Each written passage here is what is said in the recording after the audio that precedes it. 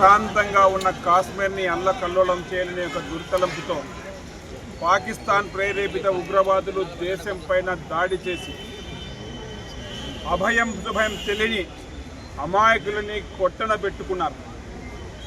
మహిళల యొక్క కాల్చండి, మా భర్తలు కాల్చిన తర్వాత అంటే పోయి మోడీతో చెప్పుకోమని చెప్పేసి ఒక ఉగ్రముఖ ప్రగల్భాలు పలికాడు.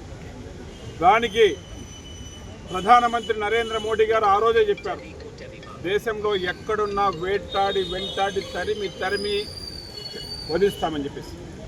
దానికి నిన్నటి రోజు దేశమందరం గర్వించేదగ్గ తరుణం. పాకిస్తాన్ ప్రేరేపిత ఉగ్రవాద సంస్థల్ని, ఉగ్రవాద స్థావరాలపైన దాడి చేసి దానికి కారణమైన ఉగ్రవాదులందరినీ మట్టుబెట్టి వాళ్ళని సుమారుగా 100ల మీదుగా హతమార్చేసి దేశ ప్రజల యొక్క అందరి కోరిక నెరవేర్చారు. దాన్ని సంభ్రమాశ్చర్యాలతోన సంతోషంతోన విజయోత్సవాలు జరుపుకుంటున్నారు. దేశం మొత్తం జరుపుకున్నారు. ఎక్కడ కూడా దేశంలో పోలీస్ పర్మిషన్ తీసుకొని సంభ్రమాశ్చర్యంలో బాణసంచనో స్వీట్ మిఠాయిలో పంచుకోలేదు.